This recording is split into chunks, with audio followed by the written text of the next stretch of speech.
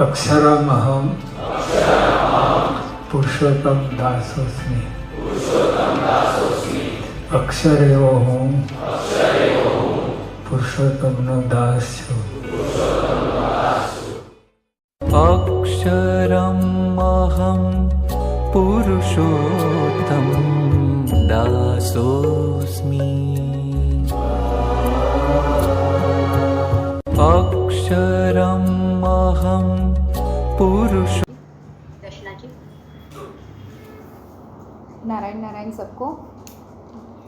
आज जया एकादशी है, तो एकादशी करने का बहुत बार बताया है कि हमें कैसे एकादशी का महत्व हमारे हिंदू संप्रदाय में दिया हुआ है कि कुछ भी नहीं होता है तो एकादशी के दिन हमें उपवास रखना है, एक टाइम करना है, चावल नहीं खाना है, काफ़ी सारे नियम उसमें बताए गए हैं। तो आज की जो एकादशी है वो करने का महत्व क्यों है जया एकादशी का?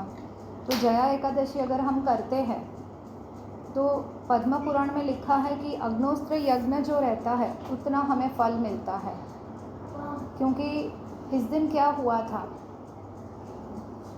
तो जब इंद्र ने अपने देवलोक में करीबन 50 करोड़ अप्सराएं बुलाई और वहाँ पर नाच गान चल रहा था, उसमें 2 गंधर्व थे, स्त्री और पुरुष, और उनको वहाँ पर काम उत्पन्न हुआ और वहाँ पर गलत व्यवहार हुआ था।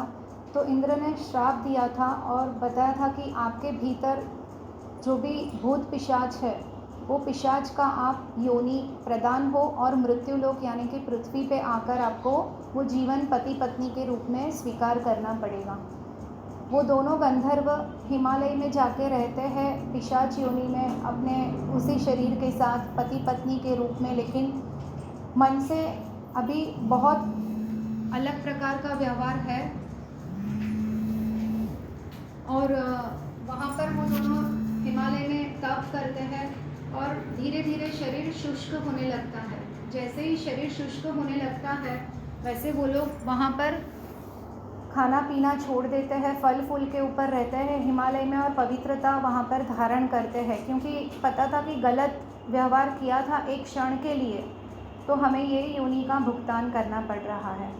और तब जाके जब वहाँ बहुत सारे सालों तप किया और अंत में हिमालय में वातावरण ऐसे हुआ कि ठंड ऐसी थी कि दोनों जन एक दूसरे को लिपक कर, जैसे हम हग बोलते हैं वैसी अवस्था में थे, लेकिन पवित्र भाव था वहाँ पर। उस वक्त उस क्षण पति पत्नी का भाव भी नहीं था। और तब वहाँ पर वो तप में श्री कृष्ण भगवान ने, श्री नारायण ने वहाँ पर देखा और वो तब से प्रसन्न होकर उनको उसमें से मुक्ति मिली और वापस वो अप्सरा रूप में देवलोक में जब जाते हैं तब इंद्र जी पूछते हैं, तब वो अपनी पूरी जीवन कथा बताते हैं कि जया एकादशी के दिन हम ये करते हैं तो उसकी वजह से हमें ये इसमें से प्राप्ति हुई है, मुक्ति मिली है। और वैसे ही गुजरात में जो डाकोर गांव है वहाँ पर कृष्ण भगवान की जो लीला हुई थी वो भी उसी प्रकार हुई थी कि वहाँ पर मंदिर में जब मूर्ति थी तो वहाँ पर रामदास करके जो व्यक्ति है बहुत ही भगवान को मानता है, नारायण का प्रिय भक्त है। एकादशी का अर्थ है कि रात को पूरा रात हमें जागरण करना है और द्वादशी के दिन हमें उसका पारणा करना रहता है। तो आज की एकादशी का पारने का कल सुबह 7:16 से 9:20 तक का पारने का समय दिया गया है।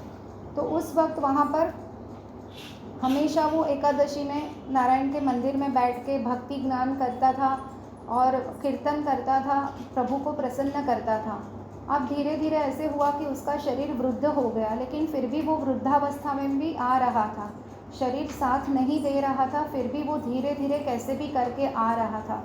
पीड़ा हो रही थी फिर भी वो सत्संग में वहाँ पर मंदिर में भक्ति में आ रहा था। एकादशी के दिन नियमित रूप से आज तक उसने कोई भी एकादशी में भक्ति करने का या जागरण करने का नियम तोड़ा नहीं था।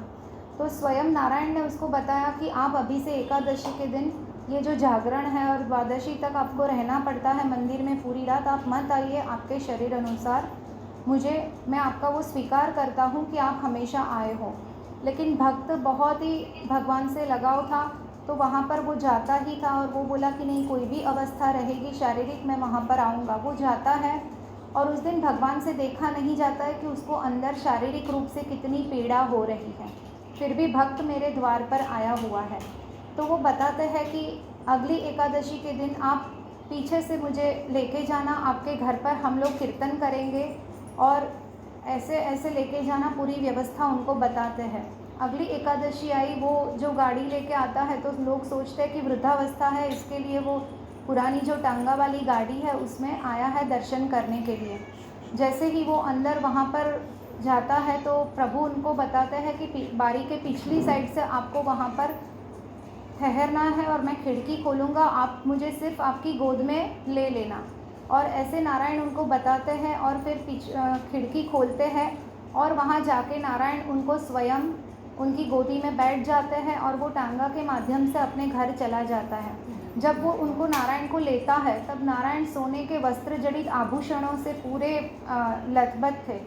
तो वो पूरे जो आभूषण थे वो वहाँ पर उसने निकाल दिए रामदास ने, और सिर्फ शरीर पे कपड़े, और नारायण को वो गोदी में उठा कर गया कि मुझे ये भी भाव नहीं चाहिए, मुझे तो सिर्फ नारायण से भक्ति करनी है, तो मुझे ये कुछ भी आभूषण जो है वो किसी भी आभूषण की ज़रूरत नहीं है। वो नारायण को लेके अपने घर पे चला जाता है, वहाँ पर पूरी रात भजन कीर्तन करता है जैसे उसका नियम है, जागरण करता है। दूसरे दिन सुबह में जब वो आ रहा है तो वहाँ पर मंदिर में कोलाहल मचा है कि नारायण की मूर्ति गायब है, यहाँ पर सब आभूषण ऐसे ही पड़े हैं, नक्की ये रामदास आया था तो वो लेके गया है। लोग उसी वक्त रामदास को आते हुए देखते हैं उसकी गाड़ी में, तो वहाँ पर उसको सब लोग मारने के लिए जाते हैं। नारायण जो है वो अंदर जैसे लाला का झापी जी रहता है वैसे ही वो झापी जी के अंदर उसको चले जाते हैं स्वयं। जो अभी के रूप की झांपी जी है वैसे नहीं, लेकिन ये कुछ बड़ी झांपी जी है, वैसे रूप में स्वयं नारायण अंदर चले जाते हैं। और जैसे ही नारायण अंदर जाते हैं तो सब लोग रामदास को मारते हैं, तो उसके शरीर से खून बहने लगता है, इतनी चोट उसको पहुंचती है। नारायण बहुत ही द्रवित हो जाते हैं, लेकिन थोड़ी देर बाद उसका जो भी देखते हैं तो उनको पता चलता है कि यहाँ पर तो कुछ भी नहीं है, नारायण नहीं है। ऐसे करके वो स्वयं जो है वो वहाँ से चले जाते हैं, स्वामीनारायण। और वहाँ से वो चले जाते हैं। दूसरी ओर बताते हैं कि दूसरी ओर से रामदास वहाँ पर दिख रहा है, वो गली से आया हुआ। तो जैसे ही उस तरफ भी जाते हैं वहाँ पर नारायण नहीं दिखते हैं। तब नारायण स्वयं मंदिर में जाते हैं और पूरे खून से लथबथ है। सब पूछते हैं तो बोलते हैं कि मेरे भक्त को जब आपने इतनी पीड़ा दी तो मेरे भक्त को मैं सहन करने नहीं देता हूँ, वो पीड़ा मैंने स्वयं ले ली है, इसके लिए मेरे शरीर में से ये खून निकल रहा है। लेकिन अभी पुजारी को बताते हैं कि फलाना जगह पर जो हमने दूसरी मूर्ति रखी है उस मूर्ति का मंदिर में स्थापन करो, क्योंकि ये खून से भरी मूर्ति यहाँ मंदिर में नहीं रहेगी। और वो स्वयं बोलते हैं कि रामदास आप मुझे आपके घर पर ले चलो। और जैसे ही वो बताते हैं तो बोलते हैं पुजारी जी को कि आपको आजीवन अभी ये मूर्ति तो जा रही है तो इतना सेवा पूजा का महत्व नहीं रहेगा ये मंदिर में, तो फिर आपको सोने से मेरे जो मूर्ति है उसके भारों भार सोना मिलेगा, तोला जाएगा, और वो सोना से आजीवन आपकी आजीविका रहेगी, उससे आपके जीवन का निर्वाह करते रहना।